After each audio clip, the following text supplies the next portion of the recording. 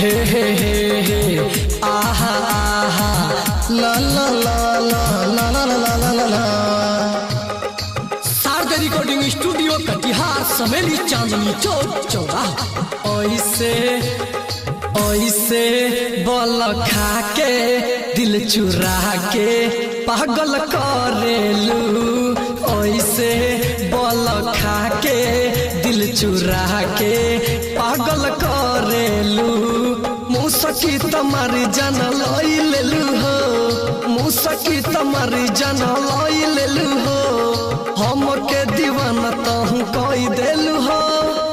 ऐसे बल खा के दिल चुरा के पागल करेलू। मुसकी तुम्हारी जान लई लेलू हो। हम के दीवाना तहु कई देलू हो। ऐसे बल खा के दिल चुरा के पागल करेलू। ऐसे बल खा के दिल चुरा के पागल करेलू।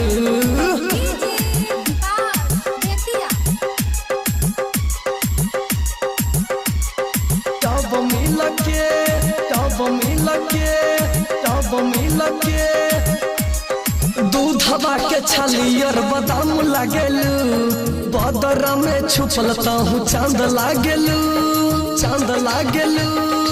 कहा जाता रे हो सुना, दूधवा के छलियर बादाम लागेलू।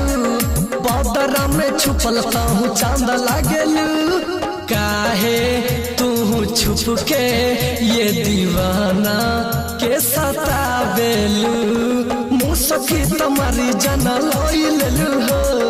हम के दीवाना तहु कई देलू हो।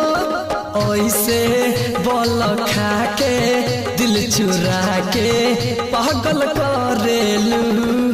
ऐसे बल खा के दिल चुरा के पागल करेलू।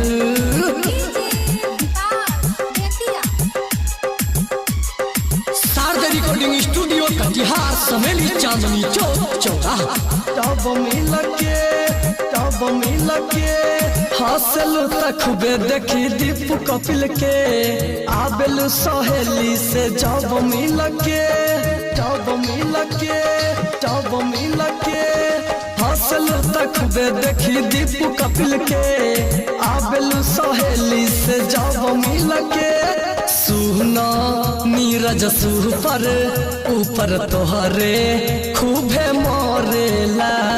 मुसकी तुम्हारी जान लई लेलू हो। हम के दीवाना तहु कई देलू हो।